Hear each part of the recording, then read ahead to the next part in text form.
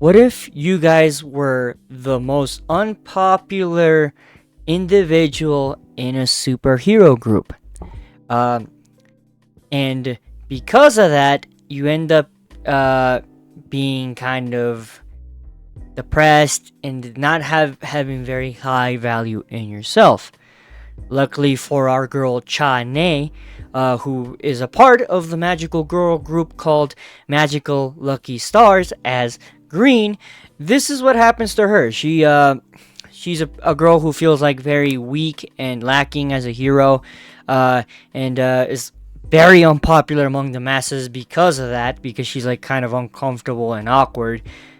But that begins to change for her the moment she accidentally runs into the member of another hero group that happens to be a part of the Hyper Rangers of Transcendental Expedition, who is the superhero group next door, because that's what this story involves superhero groups, right?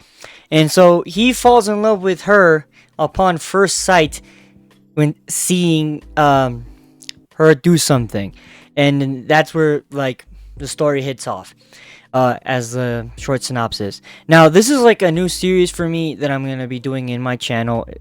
I'm calling it Manhwa View. That's right, ladies and gentlemen. I decided to have it rhyme with manga look. It is now. This is called Manhwa View, where we cover manhwas. And today's manhwa we're covering is about, magical girls. This one having the title of "Can Unpopular Magical Girls Also Date?" With the author being a man named Chuk Gi, or I think I'm pronouncing it right. I'm not very good with Korean names, so forgive me if I'm mispronouncing it. I'm trying my best, just so you know. We're starting off similarly to how we would do a manga look. We're just gonna cover the first chapter to give you guys like a feel for the story, and yeah.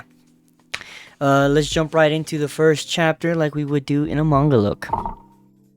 Now, with chapter 1 of this story, it like pretty much starts off pretty beautiful, right? We're given like a very beautiful picture of a lake with a nice box above it saying Yunha Town and Madeline Town are a place where a large river crosses over and trains run above. So it's basically saying that these two towns are connected by this train that travels across a very giant river. As we continue, we get introduced to the town's heroes. It says each town has a team of heroes that protect the people and maintain the peace. As we're shown, our boy, the Red Ranger, and his three other buddies, Purple, Yellow, and Green.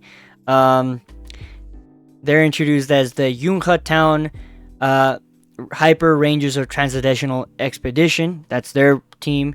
While Madeline Town has these magical girls, and we get like this very beautiful art of all of them, with our girl sadly at the very bottom, because again she's unpopular. Chane gets like the very bottom of that panel. She's like at the very bottom, covered by the other 4 girls, because this is a group of 5.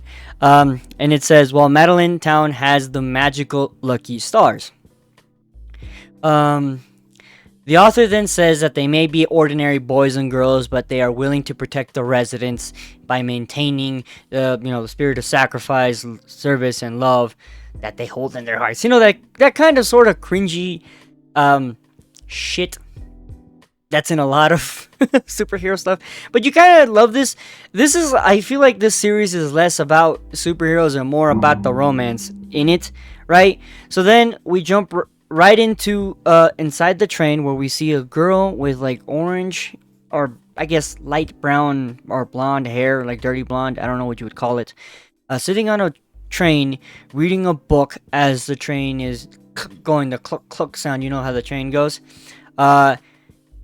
She then notices something. She looks up from reading, and she gets up from her seat within the train and he ends up giving it to an older woman who, you know, because of her age, shouldn't be standing for so long. So this shows that this girl is very kind. The older lady says, "Thank you, my dear," as she's walking away.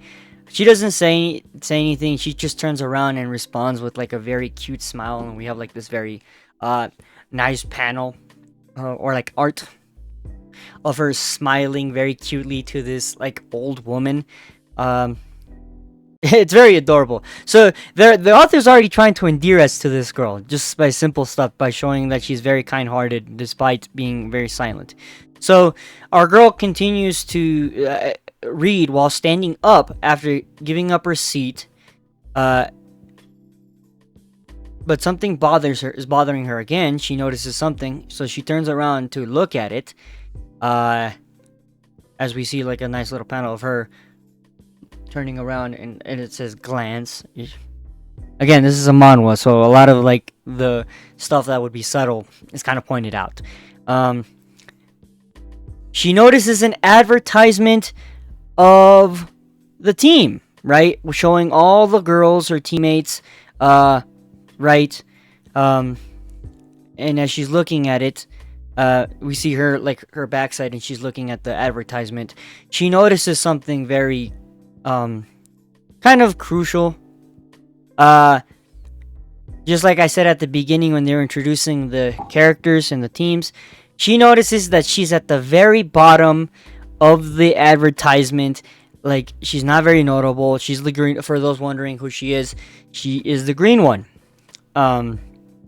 She thinks to herself, I got cut off again, as she kind of looks very sad in this. Now, I like Mr. Chook's art style. It's very watercolory. It's very nice. I honestly think it's really cool.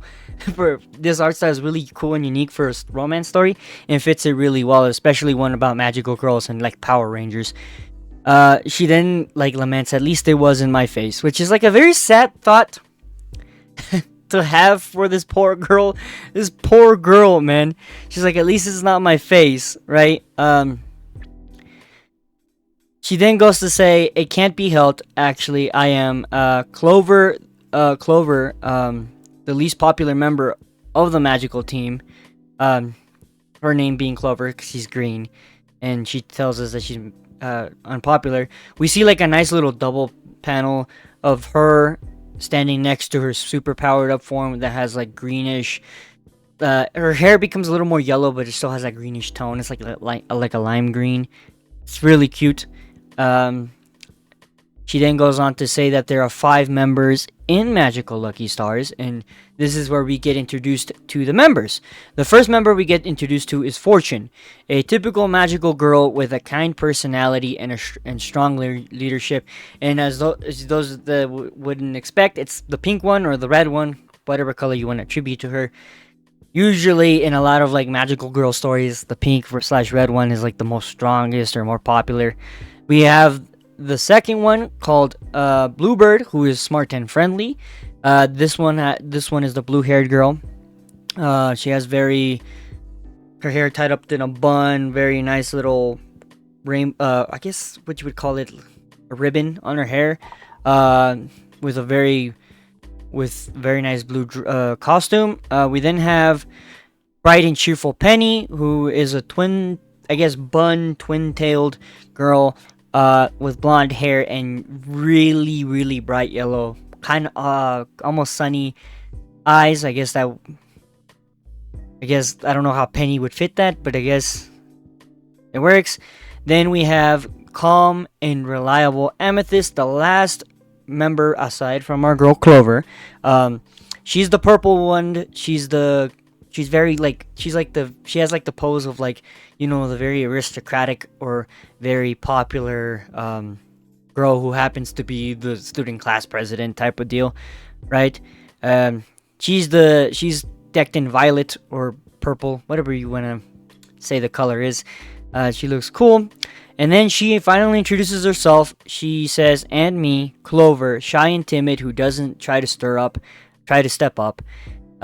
She then says, to be honest, I don't even look cute, as we get like a very bare bones picture of her in like standing like this very nervously with her eyes not really well drawn, I guess to emphasize that she's not cute, but she really is.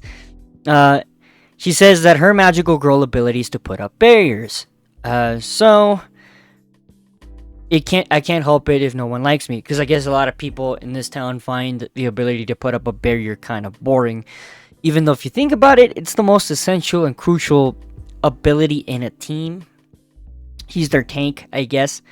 And she says, I'm unpopular in the public's eye.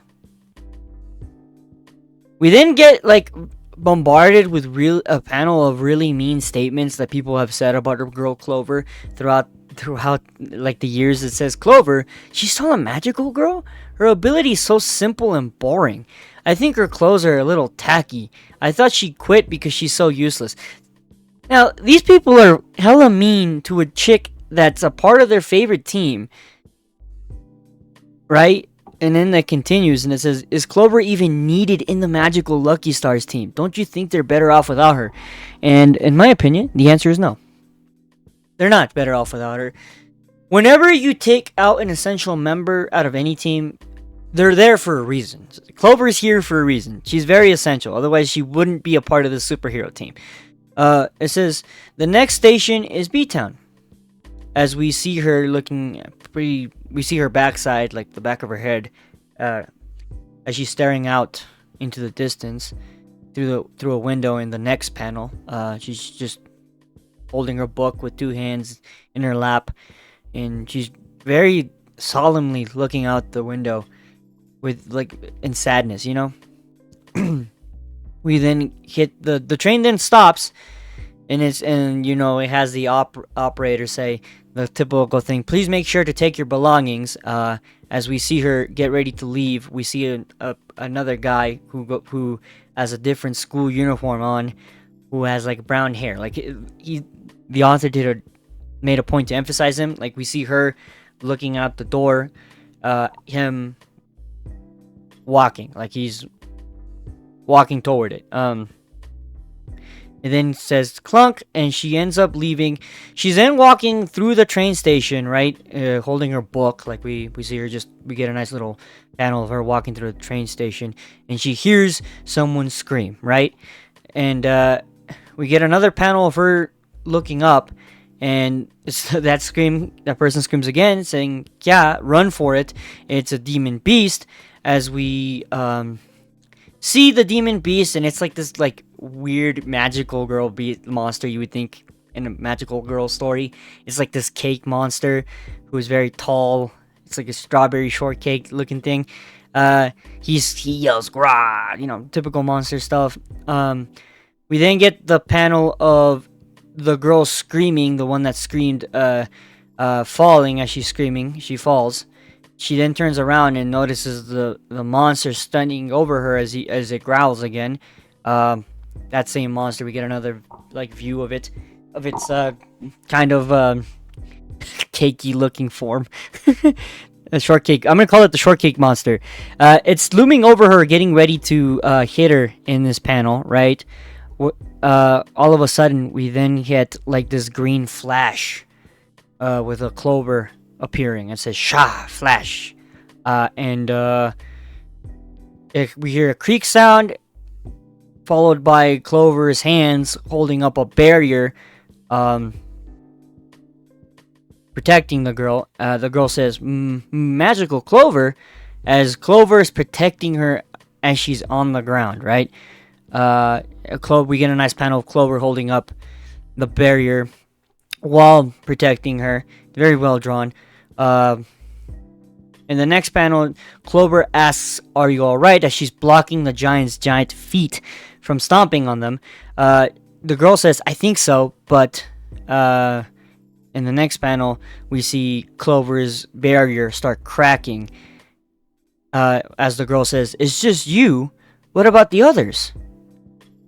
Like, and as Clover hears this, like, you could tell, like, it hurt her to hear that. Like, it's just you. Like, you can hear the disdain in the girl's voice, despite having her ass be saved by Clover, which is wild that she would say that.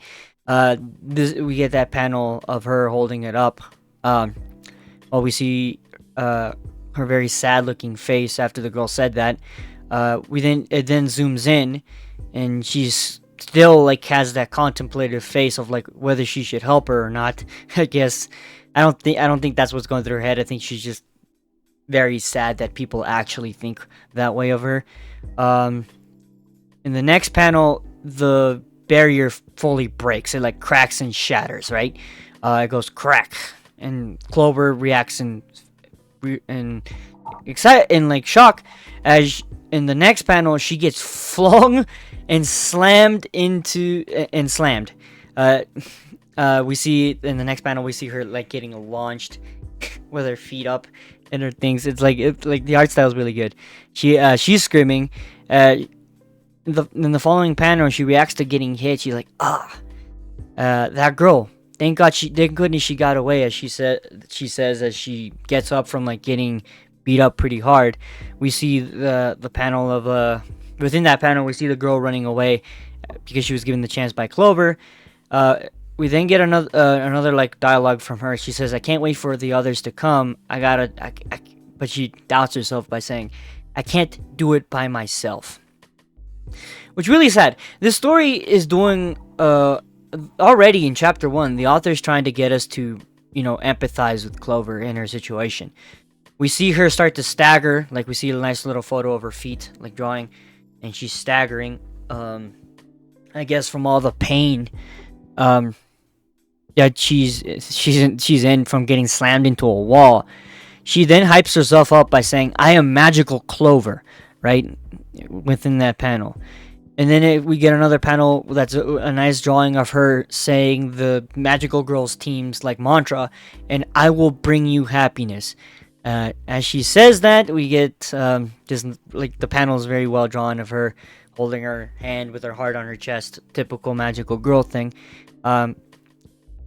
And floating, we hear a flash, and like a panel with a bright sparkle appears, I guess to emphasize that Clover took care of the monster in an instant with her power.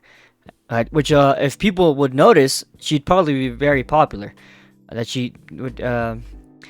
We then get another panel of the same guy that we saw on the train, but his backside, looking on as he sees Clover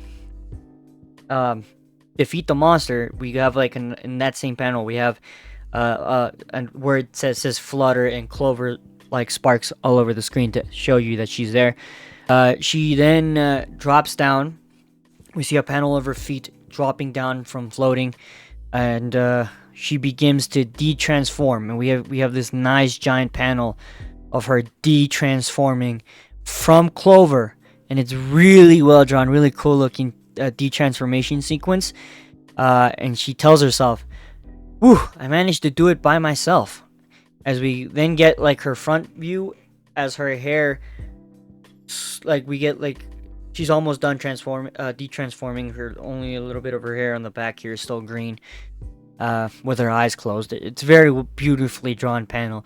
And followed by another panel where she's getting ready to walk away. She puts her glasses back on, and she like does this, and she says, "I better get going. Everyone's waiting for me."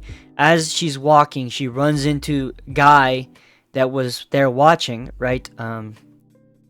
That guy, we then get a close-up of that guy, and it happens to be the Red Ranger guy that we got introduced to at the beginning. He has very deep, dark brown hair, and he's standing over her as she's walking. We see like her head, and we see him right in front. In this panel, he's staring at her like he wants to say something. In the next panel, we see her reaction to it. She's like, "Huh." She says, "Oh, he's." She then tells us like what I just told you. He's from the Yunha Town Hero Team Red of the Hyper Red Rangers of Transcendental Expedition. Too long of a name. I'm just gonna call them Hyper Rangers. What is he doing here in Madeline Town, right? And then we get what he looks. We get a panel of what he looks like in his red uniform over what he looks like without it, and he looks pretty much the same. He's still staring at her. She then asks in the next panel, no, before that, he didn't see me transform back earlier, right? uh, as we see a panel of her like with a blush, worrying that if he saw her, because in their hero group wants to keep their identities a secret, while the Rangers, the other hero group, doesn't really care for it. In fact, they're cool with their Rangers telling people their secret identity. So she also, within that same panel, she says, they say that the Hyper Rangers are active even after revealing their true identity, but if our identities are revealed, it would cause a big problem. She explains that. No, maybe he didn't see it. Let's confirm first, as she like tries to tell herself because she doesn't want to jump into assumptions. We get another panel of her face. She's worried and she's starting to stammer while beginning to ask him, "Excuse me, did you need something? I have somewhere to be. I have to be somewhere." As he says, "I saw you," in the next panel with his face closed in a nice different angle. He then says, "From the time you got off the subway and all the way to the Demon Beast."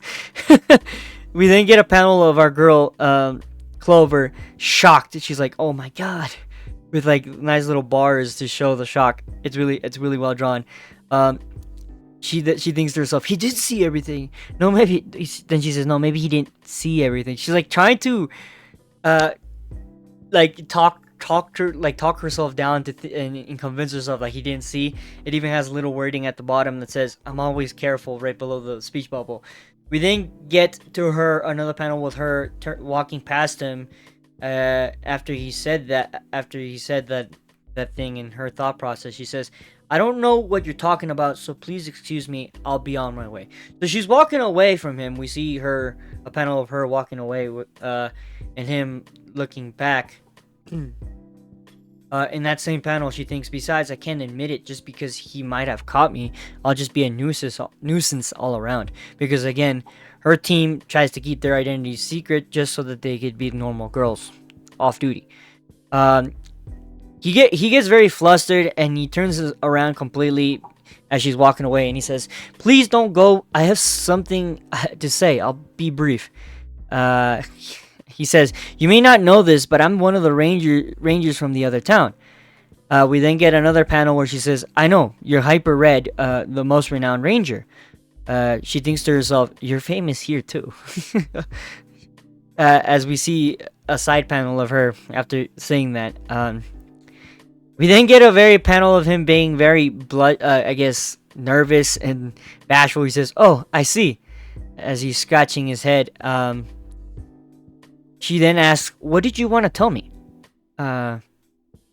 She turns around and like looks toward the ground, thinking, "Pathetic. I can't believe I blew my cover so easily. What if he says something weird?" We then get him with his hand, like another panel of him like with holding his hand like this, very nervous, trying to mumble something. He says, "Hey, it's my first time saying this," and he says, "I don't know how to say it, but." In the next panel, he says, "I fell in love with you at first sight," as we see her reaction to hearing that, and her cheeks get blushed, and she has the nervous lip quiver that a lot of characters have when they hear something like that. He says, "I like you very much." In the next panel, we see him state it again in case she didn't hear the first time. As he's looking down on her because he's taller than her. This staggers her completely, and she says, "What are you saying? When did we ever meet?" Like, she's confused. I'm like, wait, when did we meet? What do you mean the first time you saw me? In the next panel, he says, "I hate to admit this. This is our first meeting, but we get another panel of his face talking.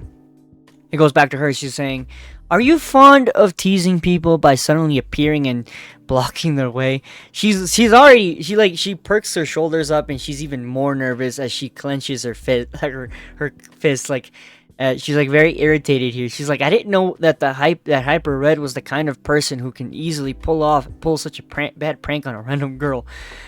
She starts berating the guy again because she's constantly being told she's not good enough by everyone around her. She's not used to people complimenting her like this outside of her friends. He said then get a panel of him looking down, very sad, saying, I'm not kidding," or not sad, serious. "I'm not kidding. I saw you fighting." In the next panel, she says, "So you saw me fight, yet you still pulled this prank. Would you have the guts to do the same if there was another magical girl here fighting instead of me?" As we get a close up of her glasses like being gleamed over by the sun, and a little nervous drop on her cheeks, and her gripping her arm, like her fingers more. She says, "I'm really flustered, so since we're both heroes, I'll pretend I didn't hear it then." We then get another panel of like the sky as she's thinking to herself, "I never knew Hyper Red was that kind of person," because in her mind she thinks he's pulling a prank on her by saying all this. You know how some dudes do that, like, "Oh, I like you," but they don't really mean that shit at all. She thinks that's what's happening here. So he says, I don't understand the assumption that you're making. Why are you saying such things?" As he says in a very serious looking face in the next panel. "I'm telling you now that I have a crush on you and no one else." And we get a panel of her, again, her backside with her cheeks flustered as she's turned away. She says, "It's not like you know me well." And followed by him responding, "Yes, I'm sure. Just like you said, I don't know anything about you yet." As we get like a very beautifully drawn panel between the two facing each other. It's like has like pink tone to it to show that there's love in the air as he grips her hand. He's way taller than this girl. They're both in high school, but damn, is this dude huge.